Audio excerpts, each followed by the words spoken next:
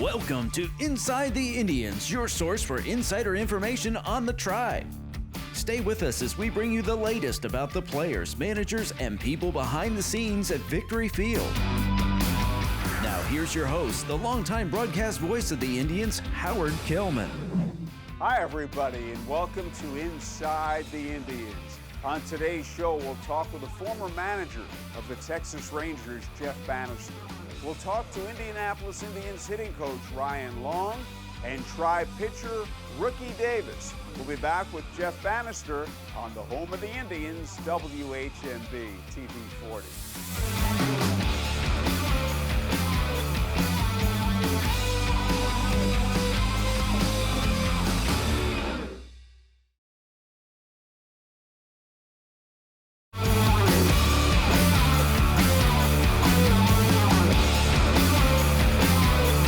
Our first guest on Inside the Indians is Jeff Banister, former Major League manager with the Texas Rangers, former coach with the Pittsburgh Pirates, field coordinator, etc. Jeff, let's talk about your time with Texas. A lot of success. First year you get there, 2015, you're in the postseason.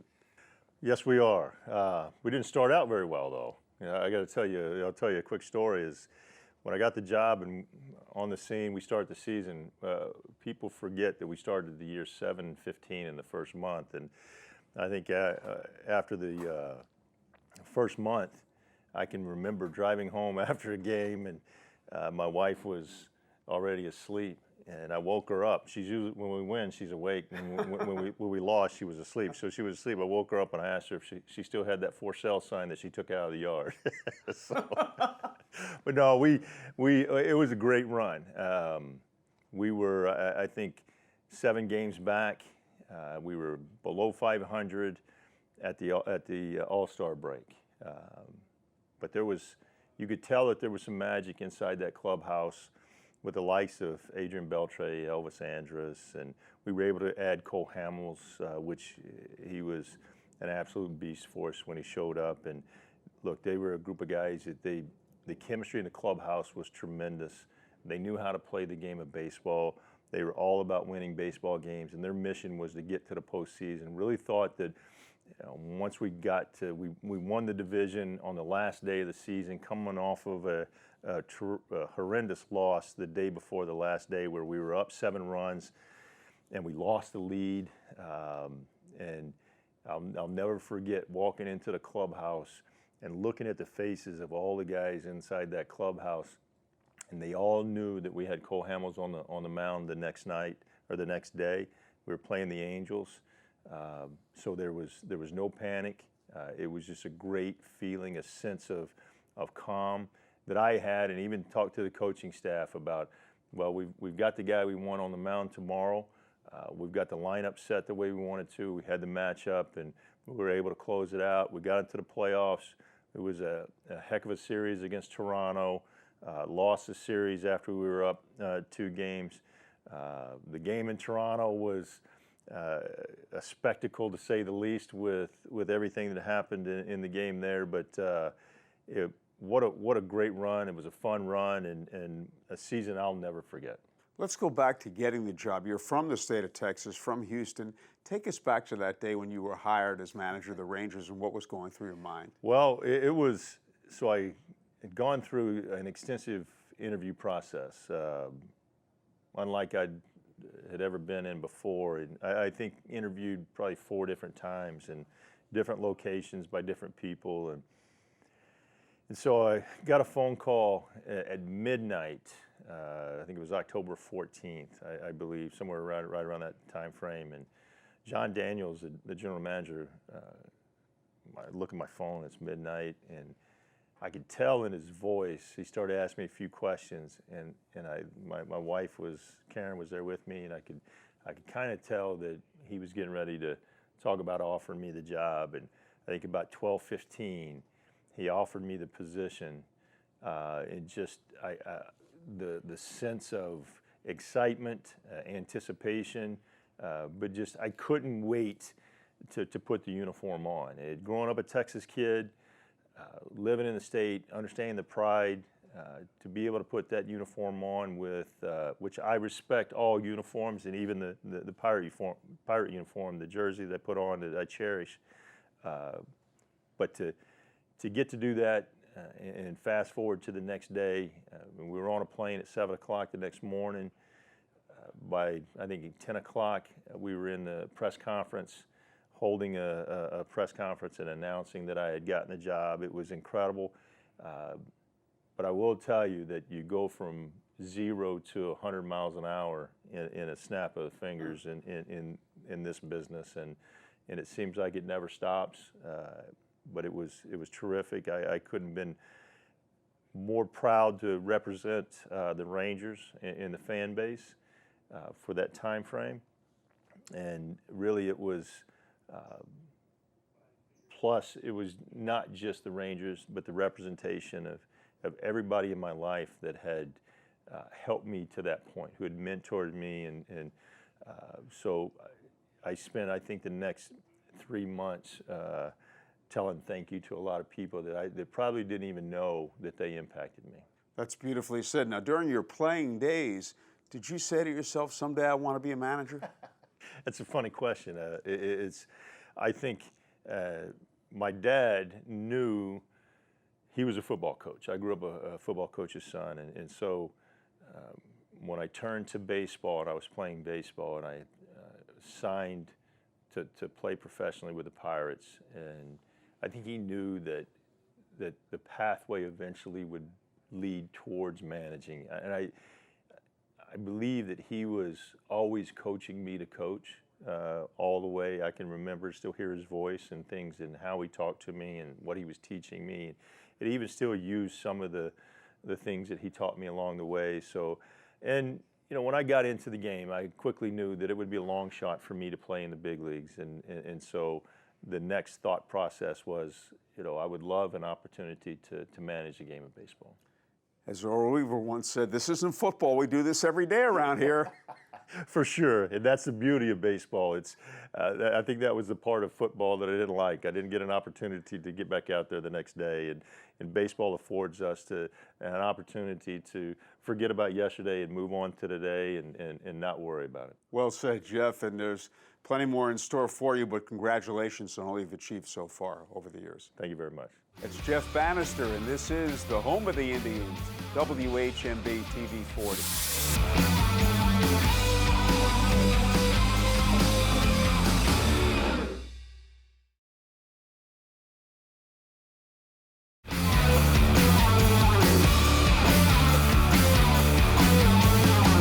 Ryan Long, the Indianapolis Indians hitting coach, our guest on Inside the Indians. Ryan, let's start with Pablo Reyes, the guy who had a terrific season here, now is with the Pirates. Tell us your thoughts on Pablo as a hitter. Yeah, I mean, just looking back to last year, Pablo made some great strides here. You know, he's always had the tools, fast hands, ability to hit a fastball. And then last year gets his first call up and does well in the major leagues. This year starts there, makes team out of camp. You know, does okay. Different role for him, pinch hitting mostly, and then comes here after I guess a month or so up there in the big league. So came here, got off to slow start. Hadn't had quite the at bats, and a tough position up there for him, especially a first time guy doing it. So, but he quickly got himself right, got himself back to where he was, which is basically just not thinking a whole lot, letting his natural reactions work, which he has really good ones. His natural instincts, let them play. He got back to doing that. And he's continued, and he's gone up to the big leagues, and all reports are from Clint there the other day that he's continued up there. So yeah, it's been good to see him progress. When you mention not thinking a lot at the plate, any good hitter when he's going well has a quiet mind. Yeah, I mean if you're here's the thing we talk about sometimes is if your only thought isn't let me pick up this baseball and compete, it's going to be tough to hit. And so a lot of guys, what happens is they start struggling a little bit, and they start automatically thinking about themselves. We call it internal versus external thinking. So they start thinking about what they can fix about theirselves. Like, oh, I got to get back, got to start doing this. Well, as soon as you do that, you lose all focus. It's impossible to focus on that and the pitcher at 100%. So once you've lost that focus, then you lose a little bit of that ability to compete, and then the ability to hunt pitches you want to swing at. Pablo Reyes has a leg kick. Tell us about having a leg kick in your swing and what that means. Yeah, I mean, so with Pablo, it means his ready is a little bit of a leg lift. So his leg comes off the ground a little bit.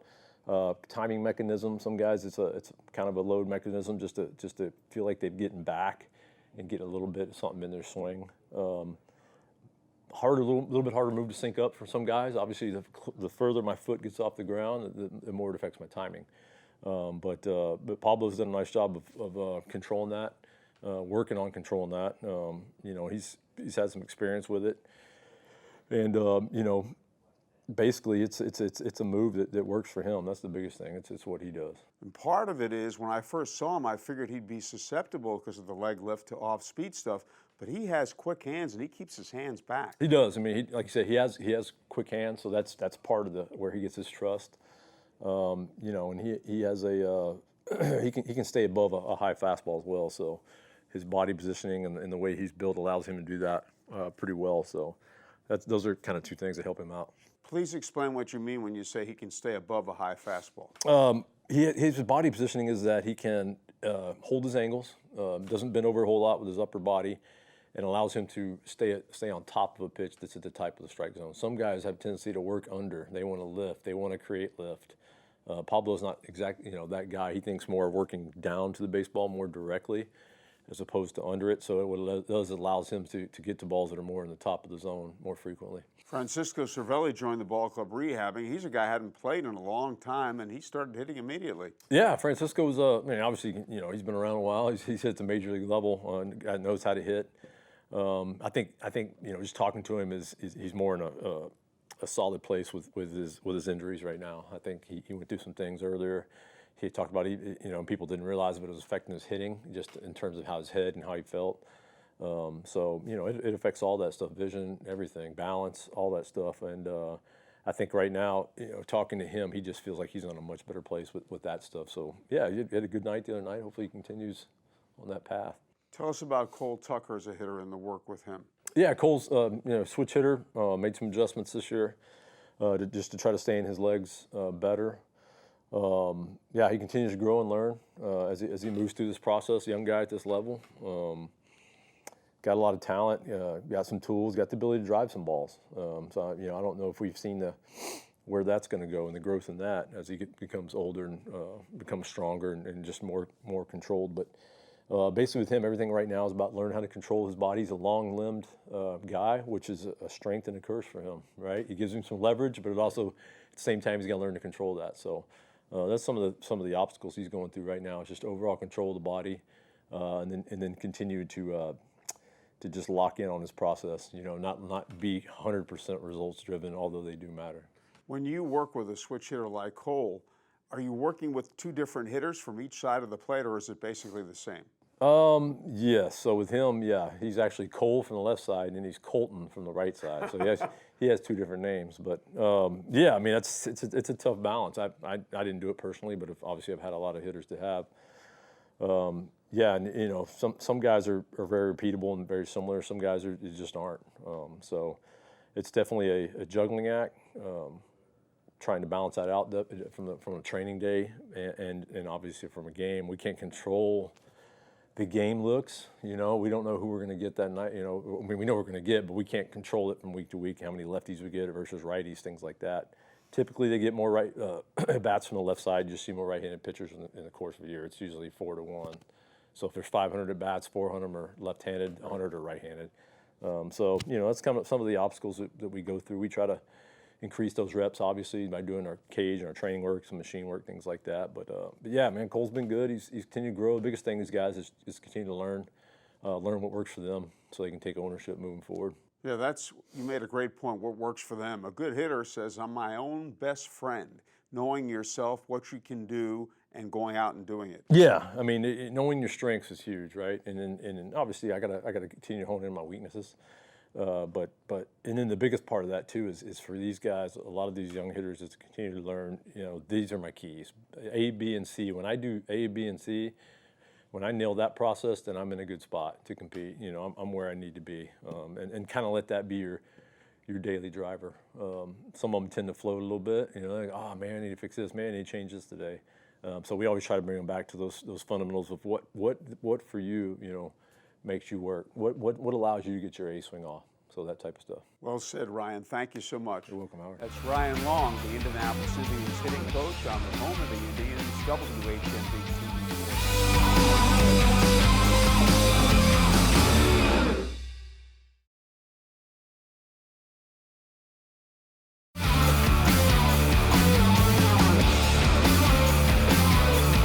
Tribe pitcher Rookie Davis, our next guest on Inside the Indians. And I got to tell you, I got to give you a lot of credit, Rookie. You went out there against Durham. You pitched very well. And you hadn't been out there on the mound in a while in a game. And that's not easy. Yeah, that's a good lineup over there. Being out of Indy for a while, I didn't have a chance to really know those guys, but I just went in with the approach of being aggressive and attacking with the cutter. It was a lefty-heavy lineup, and I knew that, obviously, from watching the first 2 games of the series. But, yeah, just getting back into it a little bit. Fatigue kind of set in there later in the 2nd inning and then the 3rd inning. But that was just a part of the process. You have to get back to game speed, and the first couple are always the hardest after having an injury. But, luckily and kind of unluckily, I've been able to experience that the last couple of years. So. But no, it was just good to be back. You're a right-hander. Tell us why the cutter is such a good pitch against a left-hand hitter. Yeah, you can get it in on their hands. You have to get it up, obviously, with the swing path of lefties. Down and into them is a danger zone to, a lot of them. And anytime you're able to make them uncomfortable when they're hitting is all you're trying to do. And then obviously mess with timing, and there's a lot of things that go into that. But I'm able to use the cutter to both sides of the plate, the lefties. So kind of settled in with that in Durham, and I think I threw, 95% cutters there. So that was good to be able to execute those pitches and continue to go back to it and just stay aggressive with it. And to a lefty, that's more difficult than a slider, which changes planes and comes right to him. Right. Yeah. So the cutter's more horizontal. It doesn't have very much vertical break. And in today's game, it's high spin rate, high velocity, and launch angle is becoming a huge component of hitting. And so anytime you're able to kind of eliminate that launch angle a little bit, that obviously helps you out. And with the way the ball's carrying in baseball these days, any little advantage you can have is great. Would you consider yourself an old school pitcher, a guy who throws strikes, moves the ball around? Yeah. I've always been that way. I've always attacked the zone. Sometimes probably more than I should, honestly, and that's got me in trouble in the past. 0-2, 1-2, and pitches, are too good. But I've always been aggressive. I've always attacked guys, and I'm not a guy that's 95 to 100, but work both sides of the plate, up, down, have movement, and just execute pitches in all quadrants. See, when you do that, your defense loves playing behind you when you're throwing strikes and the ball's being put in play. Yeah, and that's just being having self-awareness. It took a long time to get to that point. Obviously when you're younger, you want to throw hard and you want to light up the radar gun, but in today's game, 95 really doesn't mean a whole lot. And so, it's just self-assessment. You have to understand who you are and what you have and pitch with it, and that's what I've been able to do. And the name of the game is getting hitters out, and always will be. I don't care how hard guys are throwing. It's getting hitters out. Yeah, I mean, it's, strikeouts, that's what everyone wants to see in today's game. It's strikeouts and home runs, but I'm a firm believer in if I can get you out, I'm going to get you out, and it doesn't matter if it's a strikeout, a swinging bunt, or a line drive to the third baseman, and outs and out. Well, it's changed, as you said, but I've always thought the greatest thing is a first pitch ground ball out. It's got everybody on his toes. Everybody's happy. It saves your arm, too. It does, yeah. Anytime you can induce contact early in the count. That was something that I worked on earlier this year whenever I was starting, is I wanted guys out of the box on 3 pitches or less. That keeps my defense involved, keeps my pitch count down, and if you're going to get a hit, I'd rather it happen earlier in the at-bat. That way I can move my focus over to the next guy and attack him. So, yeah, I mean, early contact, weak contact is what you're looking for. In your career so far, any special moment or two that stands out that's a great thrill for you? My debut, obviously, with the Reds against the Phillies. My family was there, friends were there. I'll never forget that. And, you know, there's been a lot of special times.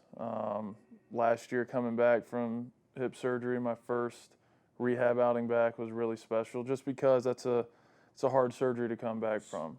There's not a high success rate with that, and to be able to get back to the big leagues this year, coming off of that was special as well. So it's kind of hard to pinpoint a couple, but definitely the debut sticks out. Rookie, great to have you aboard. Thank you so much. Thank you. That's Tribe pitcher Rookie Davis, and this is the home of the Indians, WHMB TV 40.